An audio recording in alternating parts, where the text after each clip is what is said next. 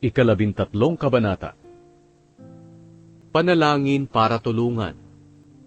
Panginoon, hanggang kailan niyo ako kalilimutan? Kalilimutan niyo ba ako habang buhay? Hanggang kailan ba kayo magtatago sa akin? Hanggang kailan ko dadalhin itong mga pangamba ko?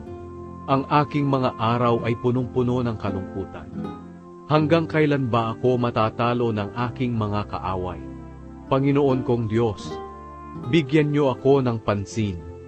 Sagutin niyo ang aking dalangin. Ibalik niyo ang ningning sa aking mga mata, upang hindi ako mamatay, at upang hindi masabi ng aking mga kaaway na natalo nila ako, dahil tiyak na magagalak sila kung mapahamak ako. Panginoon, naniniwala po ako na mahal niyo ako, at ako ay nagagalak dahil iniligtas niyo ako.